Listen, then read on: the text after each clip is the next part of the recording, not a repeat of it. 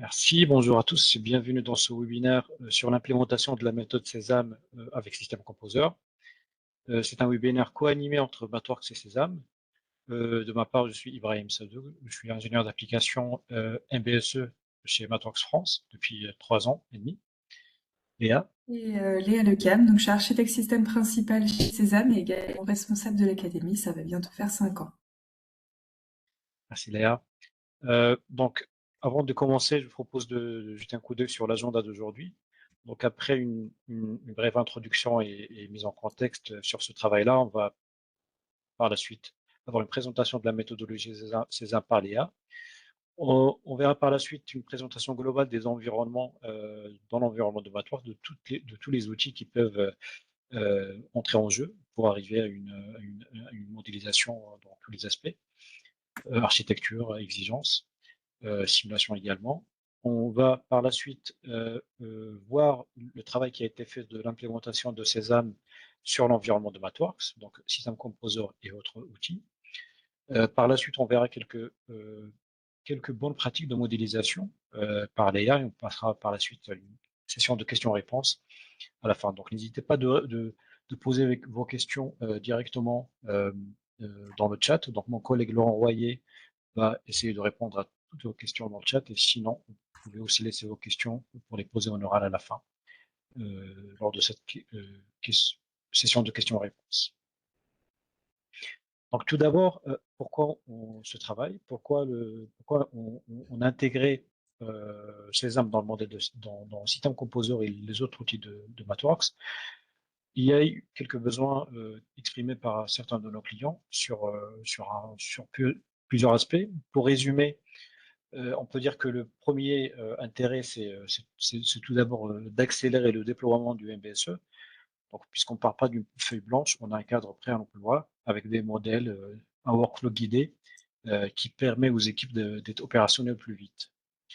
Donc, deuxième point, c'est un point très important, c'est de réduire fortement les erreurs et les oublis méthodologiques. Comme l'assistant intégré ainsi que le contrôle automatique s'assure de chaque étape de la méthode Sésame, on diminue le risque, en quelque sorte, de sauter une étape et aussi de faire des incohérences. Donc, troisièmement, c'est la partie capitalisation. On capitalise l'expertise Sésame directement dans un outil. Ça veut dire que les bonnes pratiques sont embarquées et que les différentes équipes les appliquent d'une manière homogène. Et surtout que les artefacts d'ingénierie qu'on va produire seront liés entre eux. On va garder une certaine continuité et une cohérence tout au long du travail. Le quatrième bénéfice, c'est la collaboration et la traçabilité des différentes décisions. Donc, c'est quelque chose qui va s'améliorer nettement, puisqu'on va avoir des processus standardisés et une traçabilité intégrée à l'outil. Donc, on peut facilement décider de voir ce qui a été décidé, pourquoi ça a été décidé, et comment ça impacte les exigences et l'architecture du début jusqu'à la fin du projet. Dernièrement, c'est le côté formation. C'est en tout cas beaucoup plus efficace d'avoir une approche guidée pour les nouveaux arrivants, pour monter une compétence assez rapidement et réduire la courbe d'apprentissage à la fois sur le MBSE, mais aussi sur la méthode Sésame spécifique. Maintenant, je vais laisser Léa nous présenter donc l'Institut Sésame et ainsi les différents travaux qui sont effectués. Oui, je vais reprendre le partage rapidement. Donc effectivement, avant de vous présenter le cadre, un petit mot sur Sésame pour ceux qui ne nous connaissent pas. Donc Sésame, on est un groupe français référent de l'approche système MBSE et on accompagne nos clients pour qu'ils puissent s'améliorer dans la maîtrise de leurs systèmes complexes. Pour ça, on a différents types d'accompagnement. On mixe conseil, coaching, formation, également assistance technique. On est 35 architectes sur les bureaux de Paris, Lyon et Toulouse.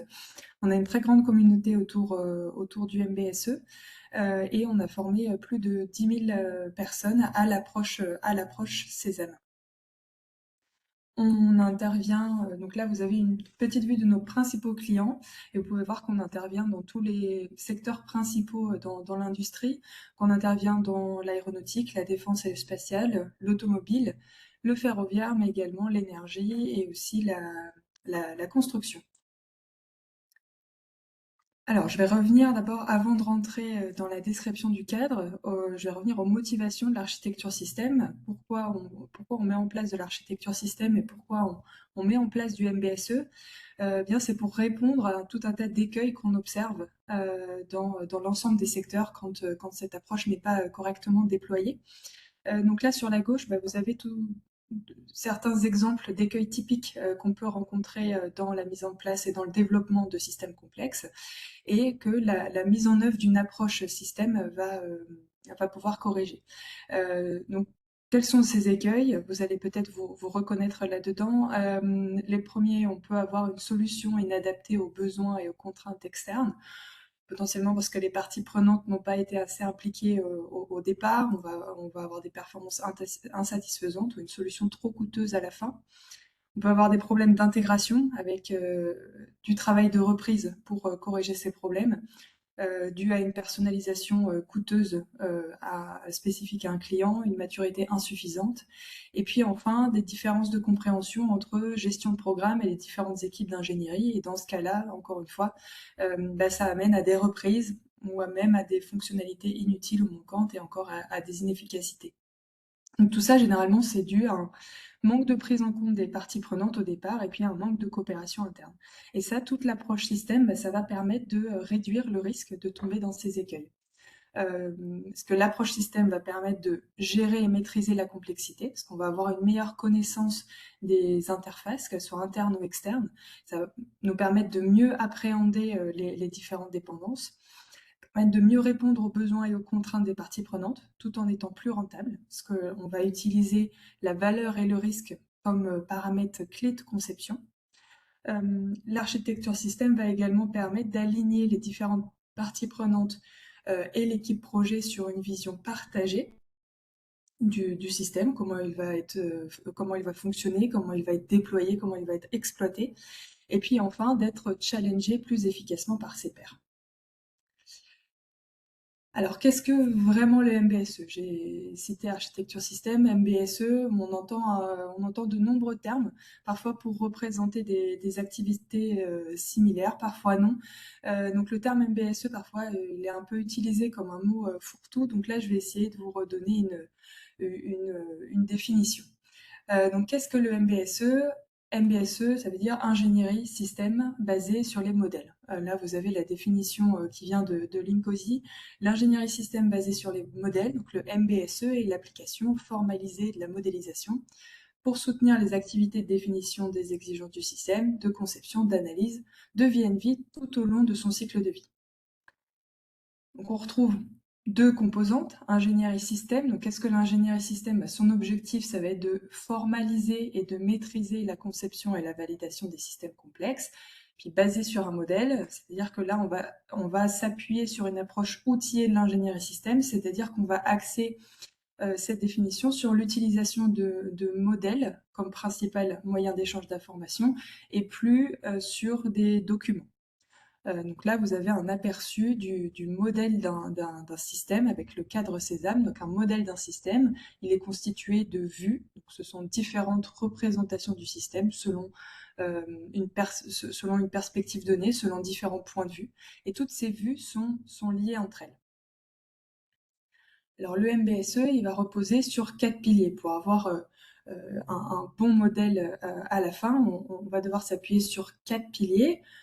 Vous avez le premier, le cadre d'architecture. Donc le cadre d'architecture va fournir une organisation du modèle.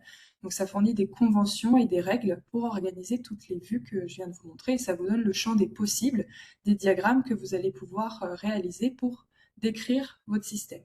Donc, donc il existe différents cadres. Le cadre Sésame, mais aussi d'autres cadres tels que le cadre NAV par exemple. Ensuite, la méthode. Donc la méthode, elle fournit un processus et les différentes étapes pour décrire le système et construire le modèle. Donc ça va vous fournir en fait la méthode pour réaliser chacune des vues qui sont proposées dans le cadre d'architecture. Donc là, on a la dimension plutôt méthodologique. Et puis, avec le langage de modélisation et l'outil, plutôt la dimension outil qui sera couverte aujourd'hui par Ibrahim. Donc là, le langage de modélisation fournit une syntaxe et une sémantique pour représenter les données, pour l'architecture système, on rencontre souvent le langage SysML. Au système composer, c'est un langage propriétaire. Et et l'outil, lui, va implémenter les fonctionnalités de modélisation dans ce langage. Donc vous aurez une démonstration de comment le cadre Sésame et la méthode Sésame ont été implémentés dans système composer. Mais avant de vous montrer ça, je vais passer un petit peu de temps pour vous décrire comment est constitué le cadre d'architecture Sésame. On n'aura pas le temps pour voir toute la méthode, mais je vais au moins vous montrer le cadre aujourd'hui. Alors, le cadre d'architecture Sésame, comment est-il composé? Il est composé d'abord de 3 visions, 3 couches d'architecture: la vision opérationnelle, la vision fonctionnelle et la vision organique. Dans la vision opérationnelle, on va répondre à la question pourquoi. On va s'intéresser au service que le système va rendre à son environnement. Donc là, on s'intéresse à notre système qui est en boîte noire. On ne rentre pas à l'intérieur, on s'intéresse uniquement à l'environnement et on va s'intéresser aux interactions que va avoir notre système avec son environnement, et on va essayer de comprendre comment le système va être utilisé et comment le système va interagir avec les différentes parties prenantes. Ensuite, les 2 autres vues, fonctionnelle et organique, là on va décrire l'intérieur du système avec différents points de vue. La vision fonctionnelle, on va aller répondre à la question quoi, quelles sont les fonctions à réaliser, quelles sont les fonctions dont j'ai besoin pour répondre au cas d'utilisation que j'ai décrit dans ma vision opérationnelle. Et enfin, le comment, dans la vision organique. Donc là, on va aller décrire concrètement quels sont les composants de mon système, comment doit être constitué mon système pour pouvoir répondre aux fonctions que j'ai définies dans ma vision fonctionnelle. Donc ça, ce sont les 3 visions architecturales. Et puis, nous avons 5 aspects. Donc là, vous avez une vue d'ensemble du cadre Sésame au complet. Donc le cadre, ça représente l'ensemble maximal de vues qui peuvent être réalisées. Ça ne veut pas dire qu'il faut toutes les réaliser, il faut plus voir ça comme une boîte à outils. Donc là, dans cette boîte à outils, dans ce cadre, vous reconnaissez les 3 couches d'architecture que je viens de vous décrire: architecture opérationnelle, fonctionnelle et organique. Et puis on a 5 aspects ou 5 colonnes. La première colonne, ce sont les propriétés attendues. Donc là, on va décrire toutes les exigences, donc c'est tout le textuel. Ici, la valeur ajoutée, ça va être vraiment de décrire les niveaux de performance de votre système qu'on ne retrouvera pas dans le modèle qui est composé des 4 colonnes suivantes. Alors, si je passe rapidement sur chacune des colonnes, donc je vais pas les faire dans l'ordre, je vais commencer par la colonne du milieu, donc les éléments statiques. Là, ici, vous avez vraiment le cœur de votre architecture. Dans la vision opérationnelle, on va parler de l'environnement, des cas d'utilisation. Donc dans l'environnement, on va aller décrire les interfaces entre les systèmes externes et mon système d'intérêt, et les cas d'utilisation, c'est tout ce que vont pouvoir réaliser les parties prenantes avec le système. Ensuite, dans l'architecture fonctionnelle, dans les éléments statiques, on va retrouver la décomposition fonctionnelle, donc la description de toutes les fonctions de mon système, et puis toutes les interactions entre ces fonctions. Et enfin, à l'architecture organique, on va retrouver exactement le même type de diagramme, mais ici plus avec les fonctions, mais avec les composants. Donc on va avoir une décomposition de tous les composants, et puis les interfaces entre les différents composants. Donc là, vous commencez à voir que dans chacune des colonnes, à chaque fois, on va avoir le même type de diagramme. C'est juste qu'on va adopter un point de vue différent. On va aller décrire l'environnement si on parle de l'architecture opérationnelle, du comportement de notre système dans l'architecture fonctionnelle et de sa structure dans l'architecture organique. Maintenant, si je passe rapidement sur les états, donc là, on va s'intéresser. Ce sont des diagrammes qui sont représentés via des machines d'état, et on va s'intéresser à toutes les périodes de temps pendant lesquelles l'environnement de mon système ou mon système est stable. Dans le cycle de vie, on va aller décrire toutes les périodes de temps, donc toutes les phases de vie, donc toutes les périodes de temps pendant lesquelles l'environnement du système est stable. Dans les modes fonctionnels, on va aller décrire quand le comportement de mon système est stable, et puis dans l'architecture organique, on va aller décrire quand la structure du système est stable. Et enfin, si je passe très rapidement sur les 2 dernières colonnes, dans la colonne des scénarios, vous avez des diagrammes de type diagramme de séquence. Donc là, on va aller s'intéresser à la dynamique de notre système et comment les interactions et la description des interactions au fur et à mesure du temps. Et enfin, toutes les interfaces dont on retrouve également la définition dans les différents diagrammes d'interaction. Donc là, vous avez la vue d'ensemble du cadre qui permet de structurer la définition du système. Et donc c'est ce cadre-là qui a été ensuite implémenté dans System Composer. Donc par nature, un dernier mot avant de passer la main à Ibrahim. Donc là, le modèle du système, vous voyez que le cadre d'architecture apporte naturellement une structure qui va permettre de trouver, de lier et de gérer la cohérence entre tous les artefacts. Et naturellement, c'est cette structure qui ensuite va pouvoir être retrouvée dans l'outil. Donc là, dans System Composer, l'arborescence finalement colle à la description que je viens de vous faire du cadre d'architecture. Je te rends la main. Oui, merci Léa. Je repartage mon écran.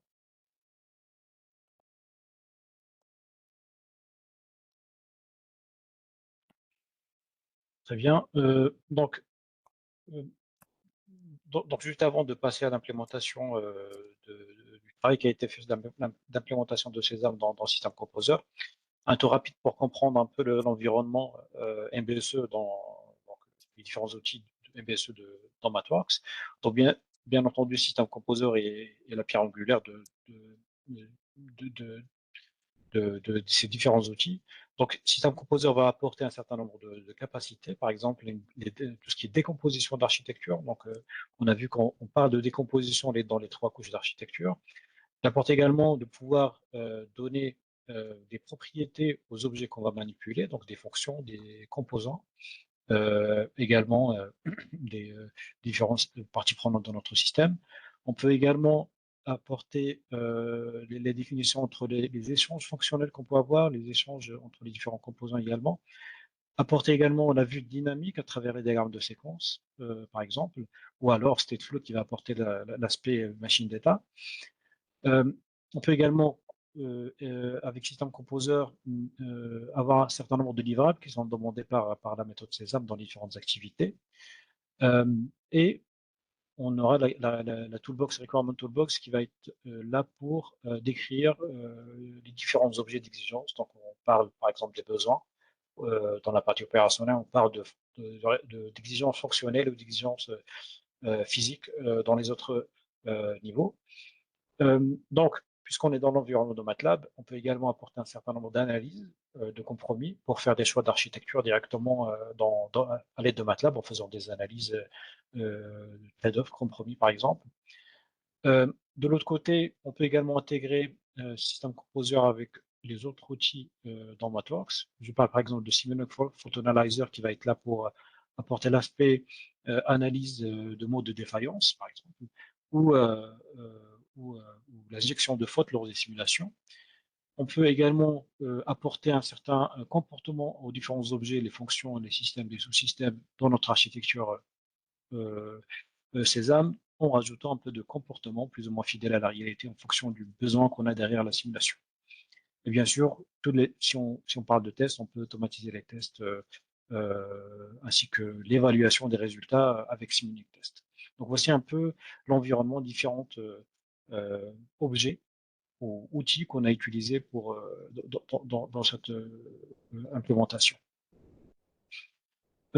Bien sûr, la simulation, on va en parler également. C'est une fois qu'on a une décomposition, une architecture, on va dire, cohérente, des interfaces définies, on peut par la suite passer à la simulation pour valider celle-ci. System Composer, très rapidement, c'est un outil d'architecture donc qui ressemble pas mal aux autres outils. Donc, on va trouver des concepts de blocs, on va trouver des concepts de ports, de connecteurs, et également, on va pouvoir attacher ces blocs-là, ces fonctions, ces systèmes, sous-systèmes, ces parties prenantes avec des exigences directement dans le même Canvas. Comme vous avez vu, on a plusieurs niveaux d'architecture, donc on a des perspectives différentes de notre système. Donc, on peut supporter la traçabilité entre ces différents objets aux perspectives de notre système grâce à des capacités d'allocation. Donc, par exemple, cette matrice d'allocation qui va être là pour, par exemple, lier un niveau fonctionnel à un niveau organique et dire quelles sont les différentes fonctions qui sont allouées dans les différents composants de notre système. On a également des capacités de filtrage pour pouvoir voir rapidement ce qui manque dans notre diagramme de séquence, qui n'a pas été encore fait, en se basant sur le type, sur les propriétés, sur les stéréotypes, voilà. Et bien sûr, on peut avoir plusieurs scénarios d'allocation pour par la suite, comme je venais de dire, avoir des, euh, des résultats, des analyses de compromis en se basant sur des scénarios différents pour faire un choix d'architecture par la suite. Donc, on a parlé jusqu'à maintenant de composants, ports et de connecteurs, mais on peut également enrichir l'architecture d'un système composant en utilisant des stéréotypes, donc des propriétés qui vont être appliquées à un certain nombre d'artefacts, comme un composant par exemple, et grâce à cette définition-là de stéréotypes, on peut enrichir notre architecture avec des propriétés de performance, par exemple, en tout cas même pour différencier les différentes natures des composants qu'on va manipuler. Donc cela va rajouter de la clarté dans notre architecture. On a un aspect sémantique, chose qui est très important dans le cadre César parce que les couleurs sont parlantes. En fait, on peut également effectuer des analyses de compromis, donc des analyses statiques, et avoir des vues spécifiquement créées pour des besoins dans les différentes demandes, enfin livrables dans les différentes activités de César.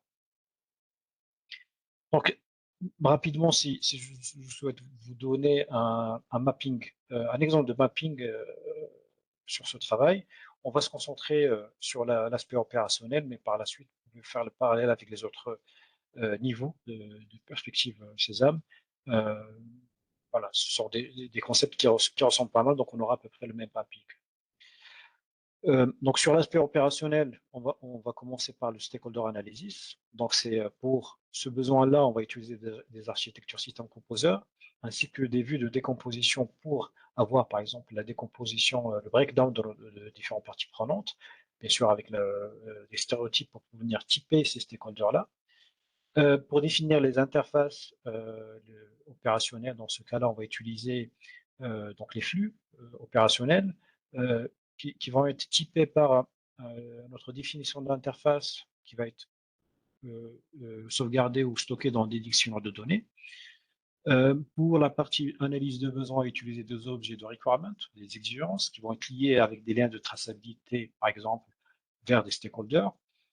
Pour la partie analyse de cycle de vie de notre système, on va utiliser Stateflow pour créer des machines d'état. Et pour la partie use case, on va utiliser des objets requirements avec des liens de traçabilité vers les besoins ou alors même vers les stakeholders. Pour finir, la partie opérationnelle, les scénarios opérationnels, on va les décrire dans, dans les diagrammes de séquence.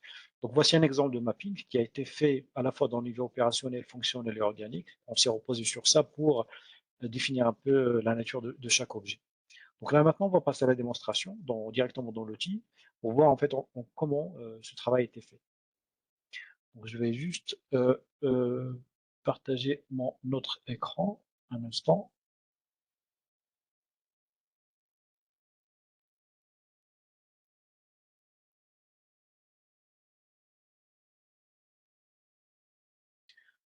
Voilà. Donc, pour ceux qui ne connaissent pas donc MATLAB ou qui voient MATLAB pour la première fois, on va retrouver donc la structure de notre projet. Donc ça, je prends tout simplement un exemple très utilisé dans le guide de Sésame, c'est la brosse à dents électrique. Lorsqu'on ouvre le projet, on va se retrouver avec cette structure de fichiers. Donc c'est des fichiers qui vont décrire les analyses opérationnelles, les analyses fonctionnelles ou même physiques. On va avoir un certain nombre d'artefacts qui vont contenir les différentes traçabilités qu'on va avoir dans euh, dans, dans- dans les différents objets. Vous voyez très bien que ce n'est pas facile d'aller se balader, on va dire, dans la structure pour,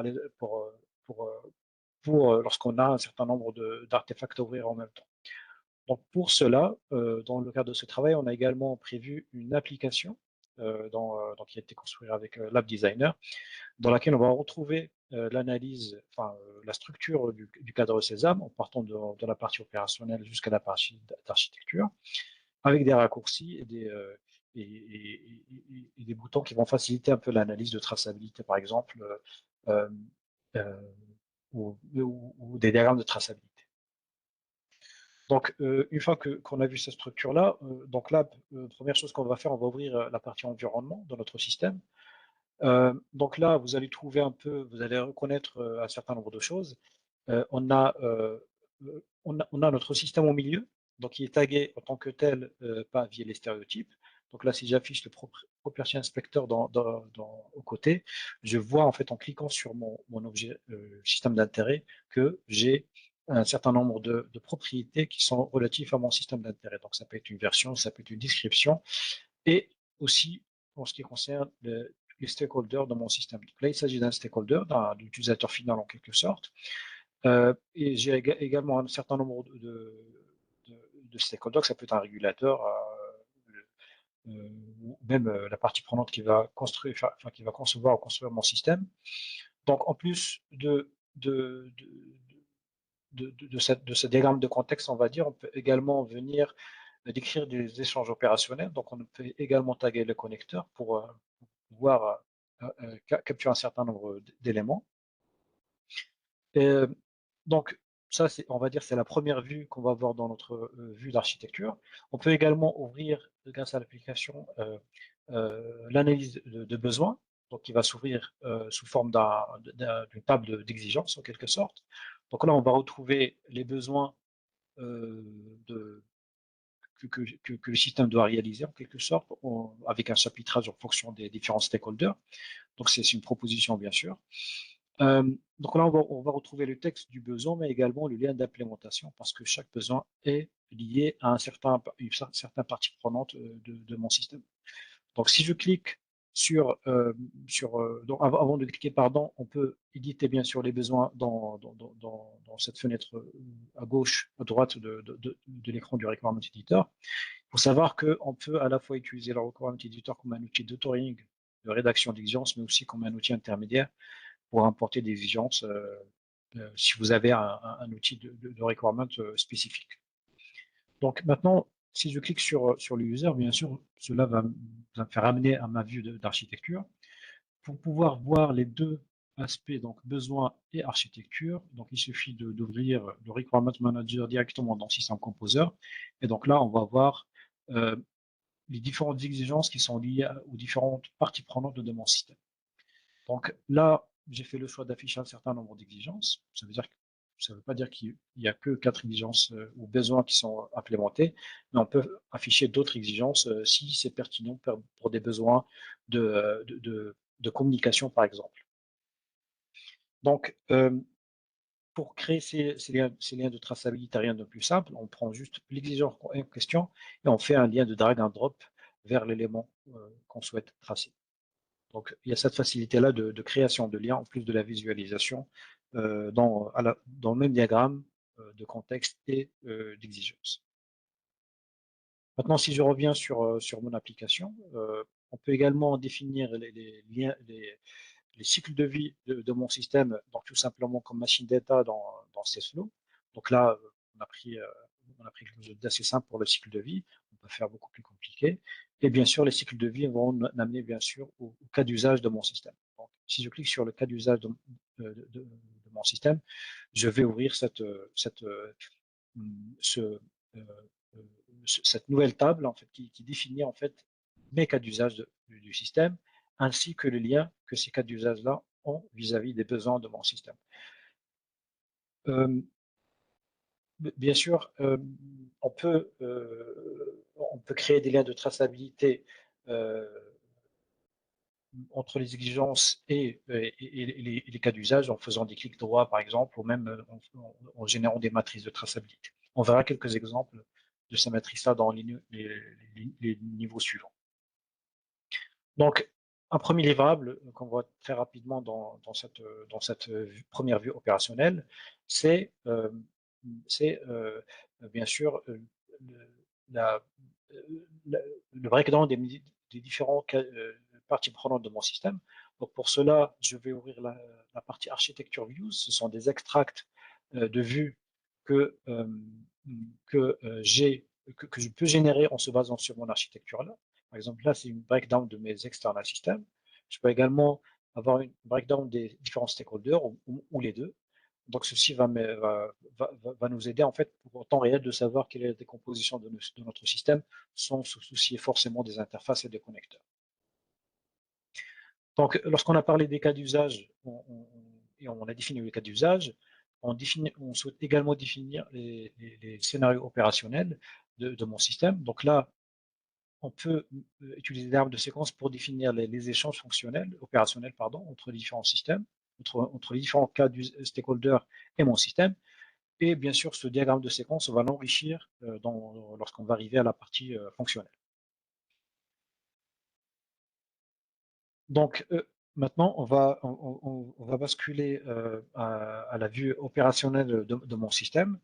Donc, pour cela, je vais ouvrir le Functional Architecture, donc qui est un modèle d'architecture donc avec les mêmes parties prenantes de mon système, sauf que c'est plus une boîte noire, mais une décomposition fonctionnelle de mon système. Donc là, pareil, on arrive à définir des propriétés pour les différentes fonctions. Donc ça peut être un nom, ça peut être un certain niveau safety par exemple, ça peut être une description. Et le plus important ici, c'est qu'on arrive également à définir les interfaces. Pour définir les interfaces dans le système composé, on va ouvrir l'interface editor. C'est un dictionnaire de données qui est lié à mon modèle d'architecture, dans lequel je vais trouver une description des différentes interfaces qui peut être réutilisée d'ailleurs dans plusieurs projets. Par exemple, ici, j'ai une définition control flow, d'accord, qui contient un certain nombre d'éléments. Et je vois ici qu'un certain nombre de ports qui sont highlightés pour dire que cette définition d'interface est assignée à ces différentes ports. Et donc ça facilite un peu visuellement la lecture de mon système, de mon architecture, puisque j'arrive en quelque sorte à factoriser les éléments dans un seul signal.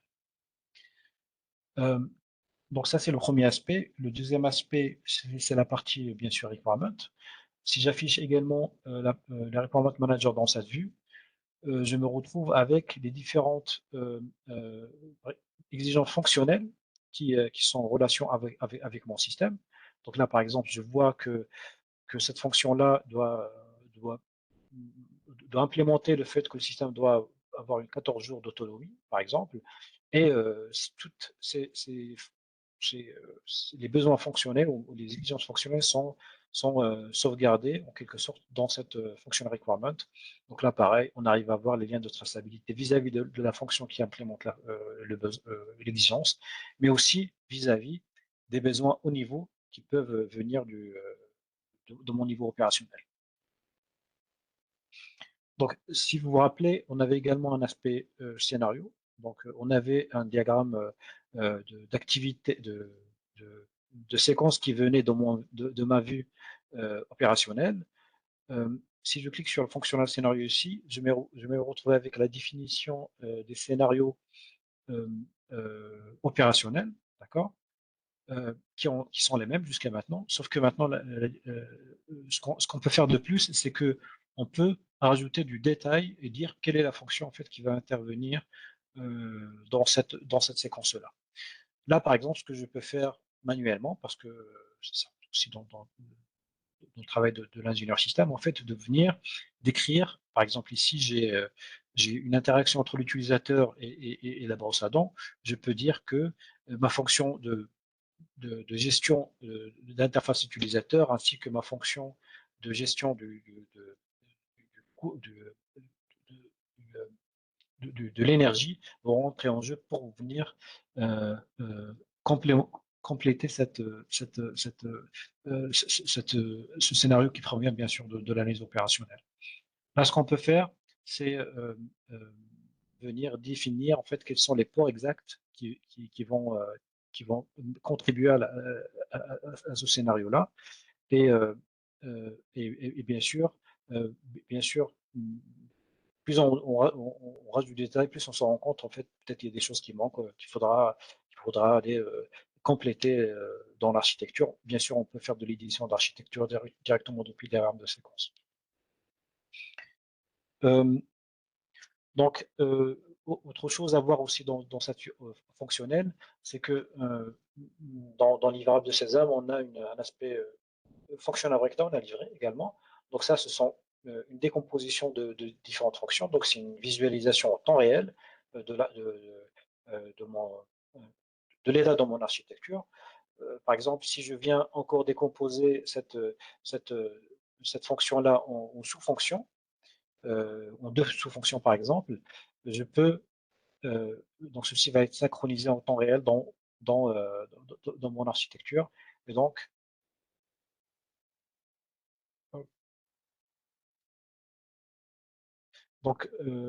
alors, est-ce que c'est parce que je partage? Ouais, oui, bon, oui, bien sûr, j'ai oublié en fait de venir taguer ces deux éléments comme ça. D'ailleurs, c'est quelque chose que je peux tout à fait l'automatiser lors de la création de ces fonctions-là. Donc là, maintenant, quand je fais un run query, j'aurai les deux fonctions qui vont se rajouter automatiquement dans mon livrable de functional breakdown. Le functional breakdown peut également être vu comme l'équivalent d'un IBD lorsque je souhaite, par exemple, simplifier mon architecture. Je peux concaténer un certain nombre de flux pour des besoins de communication, par exemple, et ceci va m'aider pour avoir une vue beaucoup plus simple à lire. Euh, donc, on peut aller rapidement peut-être à la partie constructionnelle. Donc là, bien sûr, on hérite des mêmes stakeholders de mon système, sauf que là, on parle pas on parle pas d'architecture fonctionnelle, mais plutôt d'une architecture, une décomposition physique de mon système. On va retrouver du coup des objets de type composant. Et donc là, on peut également générer une subsystem breakdown, un composant breakdown dans mon système. Vous avez remarqué jusqu'à maintenant, on a plusieurs objets, plusieurs exigences, plusieurs architectures. Ça serait bien d'avoir un fil conducteur entre ces différents objets. Donc, ceci peut être fait grâce, par exemple, à des matrices de traçabilité qu'on peut avoir entre les différents niveaux, qu'on peut générer, par exemple, une matrice de traçabilité directement depuis l'app entre mes besoins, entre les exigences fonctionnelles et les exigences physiques. D'accord, on peut utiliser cette matrice pour se rendre compte assez rapidement s'il manque des liens en utilisant les filtres de missing links, par exemple. Ou alors, on peut, si on connaît très bien notre système, on n'a pas besoin de diagramme, on peut créer des liens de traçabilité directement depuis le diagramme, depuis cette matrice de traçabilité. Donc, pour finir cette démonstration, je peux également peut-être, on se demande en fait, par exemple dans cette exigence physique, d'où vient cette exigence physique? De quel besoin en fait provient cette exigence physique? À ce moment-là, ce qu'on peut faire, c'est en sélectionnant l'exigence en question, on peut générer un diagramme de traçabilité. Donc, c'est un diagramme qui va aller chercher tous les éléments qui sont liés avec à mon exigence physique, donc celle-là par exemple. Donc là, on peut remonter soit en aval, c'est-à-dire aller jusqu'à l'architecture physique, ou alors remonter jusqu'au besoin, au cas d'usage dans lequel cette, cette, cette exigence-là rentre en jeu. On peut faire de la même manière vers le besoin. Donc, par contre, là, ça va être un diagramme assez complexe. Donc, on peut, sur le besoin de l'Electrical Safety Compliance, on peut faire un clic droit et View Traceability Diagram. Là, on aura quelque chose d'assez complexe, puisque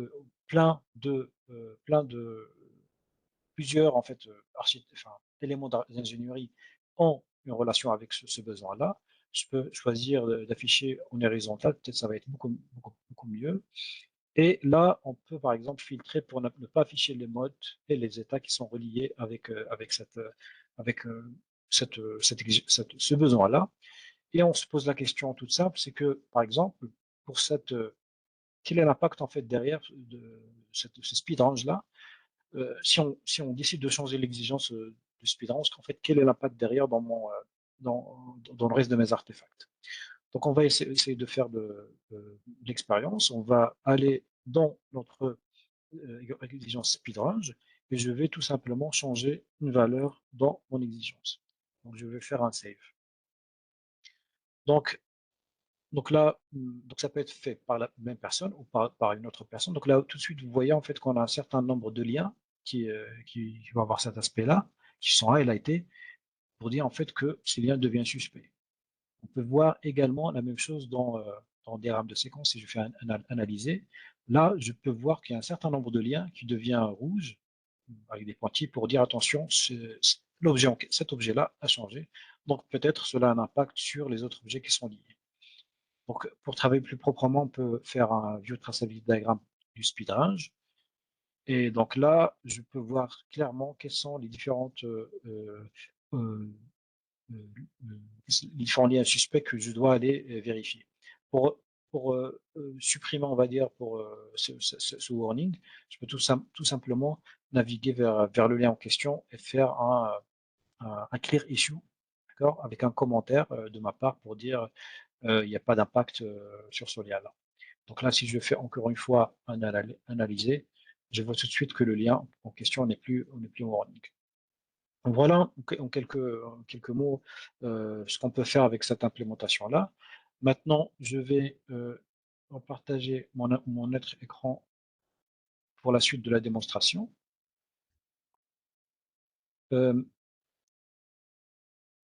Alors, donc on a vu jusqu'à maintenant qu'on peut faire pas mal de choses avec l'implémentation de Sésame dans System Composer. Sachez juste que les différentes architectures qu'on fait, peu importe le niveau d'ailleurs dans System Composer, peuvent avoir un comportement. C'est-à-dire que ces architectures-là, ces éléments-là peuvent avoir un comportement Simulink, une machine data plus ou moins fidèle en fonction du but de la simulation, peuvent également avoir un aspect multiphysique grâce à du Simscape pour des simulations de plantes par exemple. Oui, depuis peu, on peut également intégrer des blocs FMU qui viennent d'un outil tiers ou des active diagrammes depuis 2025. Bien sûr, l'ensemble de ces objets-là peuvent être simulés et contraints et vérifiés en temps réel avec un diagramme de séquence. Donc, rapidement, un exemple de simulation. Donc là, on a donc un diagramme de séquence en fait qui va être simulé, qui a été et le besoin en fait de simulation de l'attente de simulation a été exprimé dans le diagramme de séquence. Lorsqu'on lance la simulation, l'outil de simulation va comparer le résultat de simulation dans ce qu'on voit à droite de l'écran avec l'attendu de diagramme de séquence et on va voir des indications comme quoi l'échange opérationnel ou fonctionnel ou physique a été observé pendant la simulation et cela reflète l'attendu du système. Donc on peut également avoir un certain nombre d'animations dans les diagrammes dans les machines d'état pour du débugage par exemple. Lorsqu'on a un besoin de communication beaucoup plus poussée avec un public qui n'est pas forcément technique, on peut accompagner cette simulation avec des interfaces utilisateurs en fait pour faciliter cette observation, cette communication. Maintenant, je passe la main à Léa pour cette slide-là. Oui, je voudrais terminer en disant que voilà, tout ce qu'on vous a montré ici, modéliser n'est finalement qu'un point de départ et que l'essentiel de tout le travail d'architecture et de modélisation, bah, ça consiste à transformer ce modèle, qu'il soit dans l'outil ou non d'ailleurs, en une architecture qui va être partagée, utile et réellement utilisée par tout le monde. Et tout ça, bah, ça peut se faire grâce à certaines bonnes pratiques qu'on va appliquer dès le départ, qui sont toutes ancrées dans le pragmatisme, l'écoute et la collaboration. Bon, je vais y passer très rapidement pour qu'on ait le temps pour les questions. Premier message, consacrer le juste effort à l'architecture système. Je vous ai parlé d'une boîte à outils, il faut vraiment le voir comme ça. L'idée, ce n'est pas de modéliser pour modéliser, de faire des diagrammes pour faire des diagrammes. Il faut vraiment construire chaque vue avec une mentalité coût-valeur, c'est-à-dire se demander à quels éléments, quelles informations va pouvoir m'apporter chaque vue, quelles questions je vais pouvoir répondre. Ici, elle n'apporte rien, ben, on ne la fait pas. Utiliser l'architecture système de manière collaborative et ouverte. L'idée, c'est vraiment de travailler de manière itérative et progressive et de garder à l'esprit que la vision du système, elle va évoluer avec le temps et avec le niveau de compréhension. Et c'est important de la partager très vite au fur et à mesure et encore une fois, de ne pas faire l'architecture dans son coin. D'aligner le projet avec le système. Et puis enfin, d'avoir le souci de se mettre aussi à la place de chaque interlocuteur et de manier l'abstraction, c'est-à-dire d'adapter le niveau de détail aussi qu'on va présenter suivant notre interlocuteur et également optimiser le rendu visuel. Ça, l'outil peut vous y aider. Merci Léa. Donc juste avant la partie question, juste sachez que vis-à-vis du standard SysML2, donc on est en train de travailler sur en convergence avec ce système vis-à-vis des objets qu'on peut trouver dans notre environnement, et que si vous avez besoin d'informations sur notre conformité avec ce standard-là, n'hésitez pas à nous contacter ou même à consulter la page web correspondante, ou venir nous contacter directement si vous avez besoin d'informations sur par exemple les capacités d'import-import dans un repo SysML2. Donc sachez également que si vous souhaitez découvrir System Composer, donc à travers un exemple assez simple, il y a une formation de quelques heures, de 2 heures il me semble, dans notre site. Donc c'est une formation gratuite, vous n'avez pas besoin de licence MATLAB. Donc vous pouvez juste créer un compte et suivre la formation. Donc vous aurez des principes fondamentaux du System Composer, comment utiliser les profils et les stéréotypes, créer des vues ou même lancer des simulations directement depuis System Composer et avoir une introduction de comment on fait pour valider les tests suite à une simulation. Et un petit mot de mon côté. Donc, je vous ai présenté quatre piliers au départ du MBSE. Donc, sachez qu'on a des formations qui couvrent nos 4 piliers, donc c'est-à-dire le cadre, la méthode, le langage de modélisation, également les outils. Je vous ai surtout parlé du cadre aujourd'hui. Donc, sachez que notre prochaine formation qui vous apprend les principes fondamentaux de l'architecture système, le cadre d'architecture et comment réaliser chacune des vues du cadre d'architecture, donc c'est-à-dire qu'il vous détaille toute la méthode. Donc notre formation MBSE Architecture Système, les fondamentaux, notre prochaine session est du 8 au 10 avril en interentreprise à Paris. Donc elle est sur 3 jours. Après, on peut également l'organiser bien sûr en intra-entreprise, en anglais ou en français, à distance ou en présentiel. Donc n'hésitez pas à me contacter si besoin. Très bien. Donc juste avant de passer aux questions, n'hésitez pas à nous contacter. Donc voici nos adresses mail si vous avez des besoins de support, de démonstration ou même de discussion sur vos projets. On va passer aux questions-réponses. Je vois qu'il y a pas mal de questions qui ont été répondues, mais on peut, n'hésitez pas à vous démuter si vous souhaitez poser des questions oralement. Donc, si je parcours un peu les Oui, il y en a questions, peut-être une de oui, Franck qui n'a pas été répondue. Cela permet d'avoir en cascade le MBSE et le MBD d'un système. Je pense que c'était peut-être lié à la démonstration. d'accord. Donc, si c'est la question, le rapport avec est-ce qu'on peut voir des éléments d'architecture et de MBD derrière dans la même vue, alors aujourd'hui, ce n'est pas possible. On peut voir que les éléments qui sont en relation avec System Composer, c'est-à-dire des architectures, des composants, des ports et des connecteurs. Mais si on souhaite générer par exemple un rapport, il n'y a rien qui nous empêche d'aller chercher les éléments qu'on souhaite faire apparaître dans un rapport.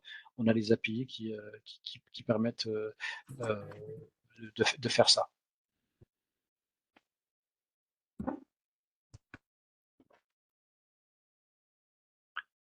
Alors, je vois une question. Est-ce qu'il y a une formation Sésame System Composer aujourd'hui?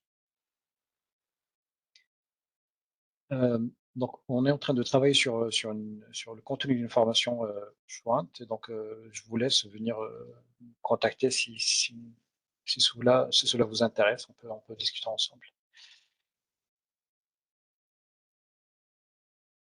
Et je vois une autre question de Nazi. Lorsque vous proposez de travailler d'une manière collaborative et itérative, alors de toute façon, on peut travailler de manière itérative, mais effectivement, le MBSE est tout à fait compatible de méthodes agiles. On a également du contenu et une formation et on accompagne nos clients sur ces sujets-là, comment combiner agilité et MBSE. Donc on ne suit pas forcément le cycle de vie Scrum, mais on a notre propre méthode pour combiner les deux.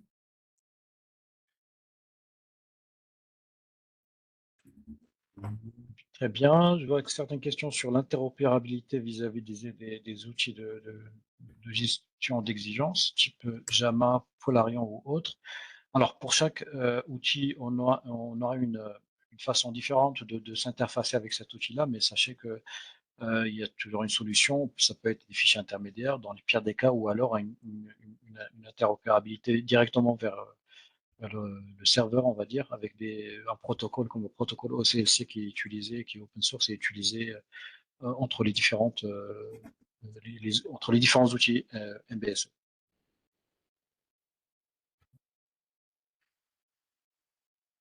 Alors, je vois également certaines questions sur cette implémentation. Euh, euh, alors, l'implémentation, c'est une proposition, donc c'est une proposition que vous pouvez prendre comme une base de, euh, de pour commencer, mais sachez que tout ce que on vient de vous montrer en fait est paramétrable et customisable. Vous pouvez bien sûr créer vos propres stéréotypes, vos propres objets, vos propres vérifications, des routines de vérification, donc s'assurer que vous avez euh, une, euh, une, euh, une architecture cohérente vis-à-vis du standard CESA, même du cadre CESA, mais aussi de standards que vous aurez en interne et des règles que vous aurez en interne.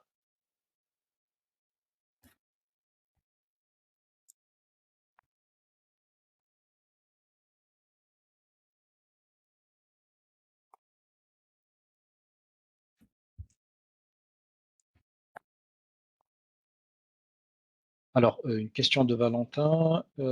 Est-ce que le template peut être disponible quelque part dans le futur? Oui, bien sûr.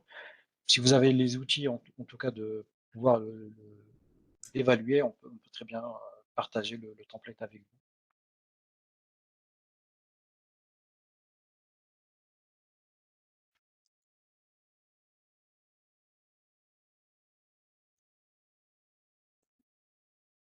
Alors, je vois une certaine question sur l'interopérabilité avec des outils comme Excel ou Word.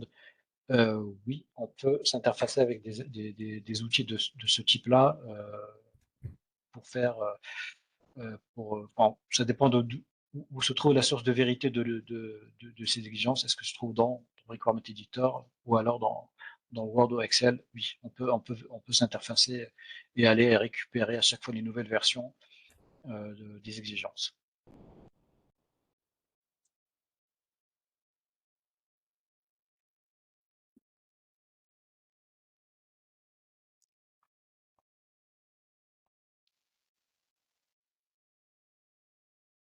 Alors, l'analyse d'impact, on peut le faire de plusieurs façons. Une des façons, c'est ce qu'on a montré en utilisant un diagramme de traçabilité qui va nous permettre de suivre les liens entre différents objets euh, euh, en suivant ces liens de traçabilité et voir, par exemple, lorsque on change une information sur un artefact, quel est l'impact derrière sur la suite des artefacts à plusieurs niveaux.